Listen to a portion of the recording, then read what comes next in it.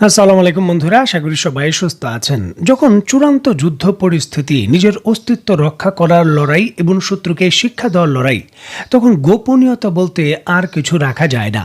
নিজের যে সবথেকে শক্তিশালী অস্ত্র রয়েছে, যেটা শত্রুর ভূখণ্ডে আক্রমণ করতে সক্ষম, সেটার প্রস্তুতি সম্পূর্ণ করতেই হয়।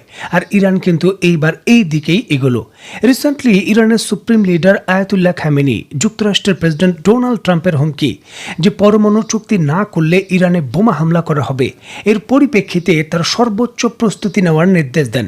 আর এরপরই কিন্তু স্ক্রিন নিশ্চয় আপনি দেখতে পাচ্ছেন ইরানের ইসলামিক বিপ্লবী গার্ড IRGC তাদের বহরে যে আন্তঃমহাদেশীয় ক্ষেপণাস্ত্র রয়েছে, যে জিনিসটার আলাদা একটা বিকল্প নাম রয়েছে স্পেস ক্যারিয়ার। মহাশূন্যে এর মাধ্যমে পেলোডের পরিবর্তে বিভিন্ন স্যাটেলাইট প্রেরণ করা হয়। সেই স্পেস ক্যারিয়ারগুলোকে রেডি টু ফায়ার অবস্থায় ইরান প্রস্তুত করছে। দেখুন, এই স্পেস ক্যারিয়ার দিয়ে আপনি স্যাটেলাইটও প্রেরণ করতে পারেন, কিংবা স্যাটেলাইটের জায়গায় পরমাণু বোমার যে পেলোড রয়েছে সেটাকে আপনি সেটেল করতে পারেন, এবং সেটা মহাশূন্যে গিয়ে রিএন্ট্রি ভেহিকেলের মাধ্যমে শত্রুর ভূখণ্ডে আক্রমণ করবে। সেটা আপনি করতে পারেন। আর এইবার কিন্তু ইরান সেই দিকে এগোচ্ছে।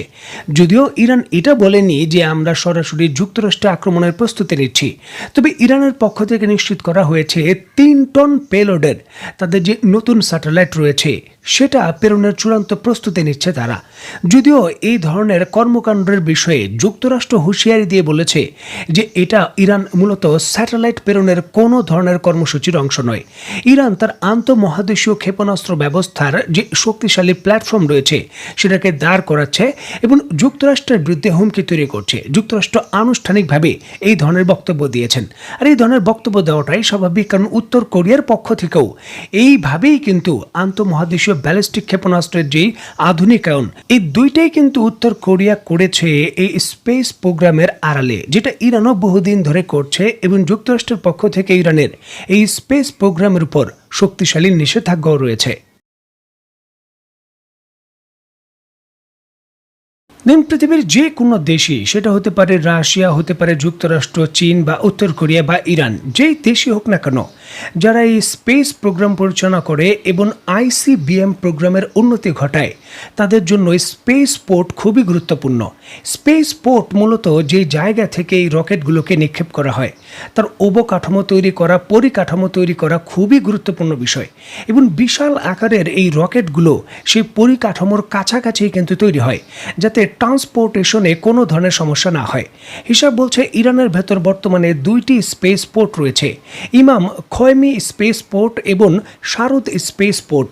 ইরানের যেই ইমাম খোমেনি স্পেস পোর্ট রয়েছে সেটা ইরানের সর্বপ্রথম স্পেস পোর্ট, যেটা সেনমান প্রদেশের উত্তর পূর্ব ইরানে অবস্থিত।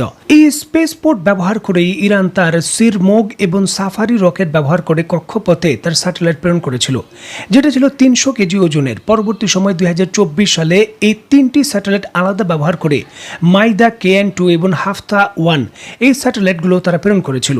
তবে এই পোর্টের যে পেলোড সক্ষমতা ডেলিভারি দেওয়ার, সেটা হলো 300 কেজি। ইরানের যে সেনমান প্রদেশ রয়েছে তার কাছে সারুদ শহরের নিকটবর্তী আরেকটি স্পেস পোর্ট রয়েছে, যেটা হলো শারুদ স্পেস পোর্ট। ইরান সম্পূর্ণভাবে সামরিক কর্মকাণ্ডে এটা ব্যবহার করে। ইরানের যে কায়েম 100 এবং জুলহান সা নামক যে রকেট রয়েছে সেটা এখান থেকে উৎক্ষেপণ করা হয়েছিল।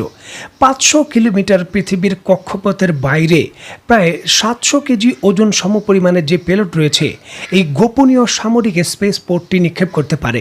এবং এই জায়গায় প্রস্তুতি চলছে 3 টন ওজনের পেলোড নিক্ষেপ করার, যার অবকাঠামো মানে রকেটটাকে ধরে রাখার জন্য যে টাওয়ারগুলো হবে সেগুলো খুবই শক্তিশালী হতে হবে, এবং স্পেস অবকাঠামোর যে বিভিন্ন ধরনের সুবিধা সেগুলো হতে হবে অত্যন্ত গোপনীয় এবং নিরাপদ।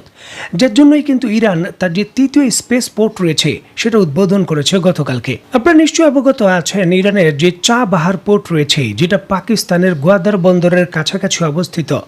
সেখানে সেই পোর্টটিকে চীনকে দীর্ঘমেয়াদী লিজ দিয়েছে ইরান ব্যবহারের জন্য। সেই চাবাহার পোর্টের কাছেই কিন্তু এই চাবাহার স্পেস পোর্ট নির্মাণ করেছে ইরান এবং চীন যৌথভাবে। যদিও চীন আনুষ্ঠানিকভাবে স্বীকার যায়নি, তবে যুক্তরাষ্ট্র সরাসরি অভিযোগ করেছে যে এই শক্তিশালী স্পেস পোর্ট, যেটা 3 টনের বেশি, সর্বোচ্চ বলা হচ্ছে যে 6 টন ওজনের পেলোড মহাশূন্যে নিক্ষেপ করতে পারবে, এই স্পেস পোর্ট তৈরির সম্পূর্ণ প্রযুক্তি চীন দিয়েছে।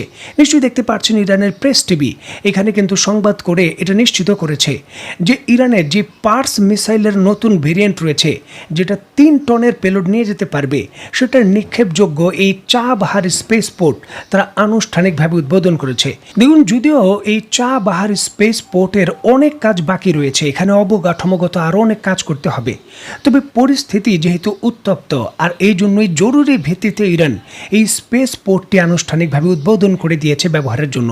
কারণ 3 টন পেলোডের যেই রকেটগুলো রয়েছে বা আইসিএমই আমরা বলতে পারি, সেই আইসিএমগুলো এত শক্তিশালী স্পেস পোর্ট ছাড়া এগুলো ফায়ার করা যাবে না, যার জন্যই কিন্তু জোর করে জরুরি ভিত্তিতে এই স্পেস পোর্টটিকে উদ্বোধন করা হলো।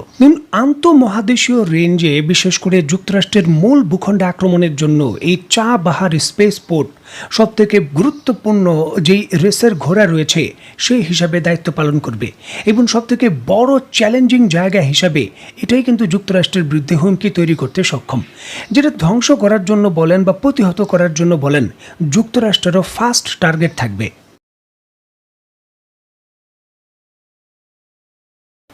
এতদিন তো ঝুঁকি ছিল যে মধ্যপ্রাচ্যে যুক্তরাষ্ট্রের যে সামরিক স্থাপনাগুলো রয়েছে সেগুলোতে ইরান হামলা করতে সক্ষম এবং সেগুলোর ক্ষয়ক্ষতি হতে পারে। ধীরে ধীরে যেইভাবে স্পেস পোর্ট এবং আনুষ্ঠানিকভাবে আরও যে শক্তিশালী রকেট পেলোড সক্ষম তারা যে অর্জন করছে প্রযুক্তি এবং সেগুলো বাস্তবায়ন করছে, এটা যুক্তরাষ্ট্রের জন্য অন্যতম বড় মাথা ব্যথার কারণ এবং যুক্তরাষ্ট্র তার মূল ভূখণ্ডের যে ক্ষতি রয়েছে তার জন্য বড় হুমকি হিসাবে দেখে।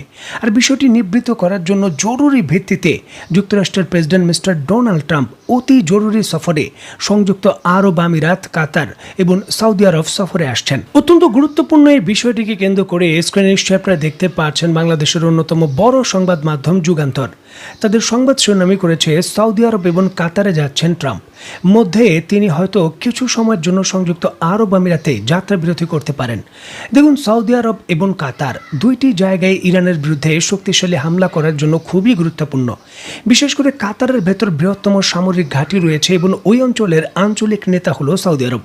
এই দুইটি পক্ষের সঙ্গে ইরানের যে ক্রমবর্ধমান হুমকি রয়েছে সেই বিষয়কে কেন্দ্র করে গুরুত্বপূর্ণ আলোচনা করবেন মিস্টার ট্রাম্প এবং এই বিষয়ে কৌশল প্রণয়নের ক্ষেত্রে এই মিত্র দেশগুলো আসলে কি পরিমাণ সহযোগিতা করতে পারে বা কি পরিমাণ ঝুঁকি নেবে ইরানের বিরুদ্ধে, সেই জিনিসগুলো পরিষ্কারভাবে ডোনাল্ড ট্রাম্প পরিষ্কার হতে চান এবং চাপ প্রয়োগ করতে চান। দেখুন, সামরিক বিশেষজ্ঞরা বিভিন্ন কথা বলছে, তবে বিভিন্ন বড় বড় যে থিঙ্ক ট্যাঙ্ক রয়েছে তারা এক বাক্যে স্বীকার করেছেন যে ডোনাল্ড ট্রাম্প সংযুক্ত আরব আমিরাত, কাতার এবং সৌদি আরব এই 3 দেশকে নিয়ে পারস্য উপসাগরে বড় ধরনের একটা সামরিক ড্রিল করতে চান, যাতে করে ইরানকে শক্তিশালী একটা বার্তা দেওয়া যায় যে চূড়ান্তভাবে যুদ্ধ শুরু হলে এই দেশগুলো আমাদের সাথে আছে, তোমাদের বিরুদ্ধে যুদ্ধ করবে। এই জিনিসটা নিশ্চিত করার জন্যই ডোনাল্ড ট্রাম্প নিজে মধ্যপ্রাচ্যের এই দেশগুলোতে আসছেন চাপ প্রয়োগের জন্য যে অবশ্যই এই সিদ্ধান্ত তোমাদের বাস্তবায়ন করতে হবে, ঝুঁকি নিতে হবে। এছাড়া তোমরা যুক্তরাষ্ট্রের সঙ্গে সম্পর্ক কাট আউটের জন্য প্রস্তুত থাকো। আমরা খুব শীঘ্রই হয়তো পারস্য উপসাগরে যুক্তরাষ্ট্র এবং এই 3 দেশের শক্তিশালী মহড়া দেখতে চলেছি। তো বন্ধুরা, যখনই নতুন রিপোর্ট আসবে তখনই আপনাদের আমি জানাতে চেষ্টা করব। সেই পর্যন্ত সবাই ভালো থাকবেন, সুস্থ থাকবেন এবং বাংলাদেশকে ভালোবাসবেন। আল্লাহ হাফেজ।